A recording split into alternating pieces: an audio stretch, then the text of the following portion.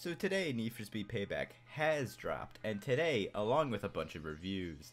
And today, the one we're going to be paying attention to is GameSpot's review of Need for Speed Payback by Richard Wakeling. Now, I've never heard of this guy before, and on his GameSpot website, it doesn't seem like he has any reviews, so he must be new, and they just haven't added it in. But it seems like he compares this a lot to Need for Speed Hot Pursuit 2010. So you can tell already how out of the loop he is. So yeah, let's just get right into his review and just scoop all the shit out of it, because there's a ton of shit in it. At first he talks about how the game never requires you to lift your foot off the accelerator, which you need to brake, and you need to e-brake, and you need to you know, stop going full throttle at points. So yeah, that already we've invalidated something from his review. And I know that's to say, like, ooh, well, you don't need much effort in Need for Speed games. Well, it's because it's an arcade racer. It's supposed to be fun. It's not supposed to be about throttle control and everything, you know? It's not Forza. It's not Gran Turismo. It's not this and that. And he's comparing this to games like Hot Pursuit, which are less, that require even less. Like, those games are more arcadey than Payback. And but also, I'll leave the full link to the article in the description so you can read it. And then he says that the game is set in for the state of Fortune Valley, which is incorrect. It's a county, not a state. There's a difference between a county and a state, so just want to point that out as well. Talks about the story and how it's not a blockbuster, a AAA Oscar-winning adventure, pretty much. But I mean, if you're honestly coming to a Need for Speed game expecting a really good Oscar-winning story, then you've come to the wrong place. I mean, the stories in Need for Speed games have always been cheesy as shit, and this is no different. If you want a terrible story, if you think this is a bad story, you have not played 2015. You have not played Need for Speed 2015. Before you say this is a shitty story, go back and play Need for Speed 2015 story. That story was just god-awful. I feel like this guy wasn't even paying attention to the story half the time. He's just kind of like jacking off. Again, he was probably playing the game with one controller in his hand and jacking off with the other.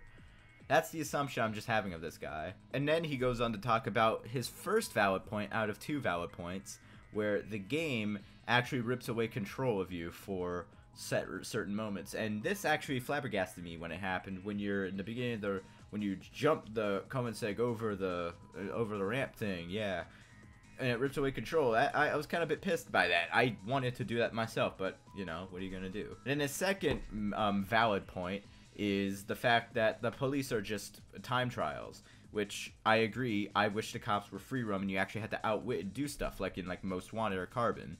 But then he compares this, like, and then he's talking about how he wants to play Need for Speed Hot Pursuit instead, when that game, all that game is the bait crates, but they're the full races.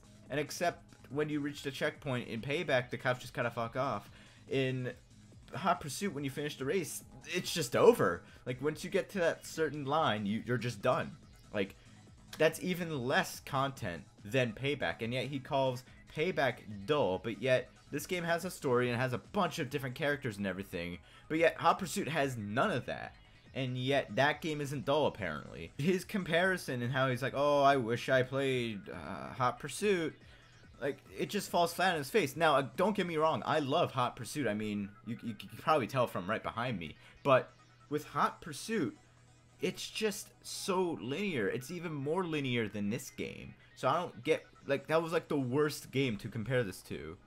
And it doesn't help you out, buddy. Then he talks about how the feeling of speed isn't high enough and how it's lacking, which is, I mean, knowing this guy, he probably didn't get that fast, because he always goes on and complaining about how the races are too hard, it's too much of a grind, yada yada yada, when it's not. We'll go back to that in a second, but with the feeling of speed, when you're driving fast, you know you're going fast. It feels fast. When you're in the Regera, you're going fast. It's not like when you're in the Civic, you're not going to be going like 100 miles an hour. I mean, you're probably going to be going 100 miles an hour in the Civic, realistically, but you're not going to be feeling that you're not going to be feeling like you're going that fast in the Civic. But in a Regera, there's going to be a big difference. You're going to feel like you're going fast in a Regera. You can easily do that by a highway heist. Like, you feel like you're going fast, and I'm not shitting around. You actually feel like you're going fast. But it's also a lot more controlled, unlike 2015, where you can actually, like, move and steer without actually, you know, crashing into everything. because also the physics are pretty good, but he doesn't really talk about the physics too much.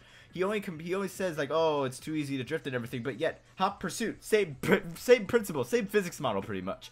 You're drifting around everything, so I don't get what he means by that. And then he talks about the open world being lackluster, which is bullshit again, because he probably just went from race to race to race to race to race to race to race without even stopping or just cruising around to actually pay attention to the map.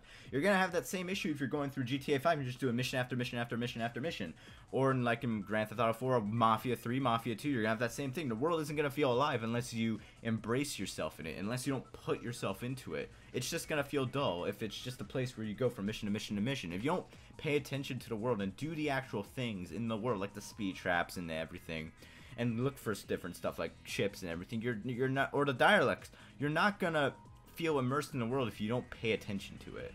Like, if you're going in, like, if you're in New York City for the first time, but you're not paying attention to anything, you're just walking outside, going from building to building to building, from like work to home, back and forth, you're not gonna feel like you're in a big city. You're just gonna be like, whatever. It's not gonna be that big of a deal to you.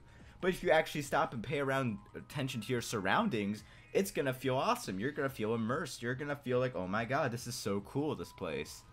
You're gonna have more appreciation for a place if you actually pay attention, which is something I feel like this game's journalist didn't even attempt to do.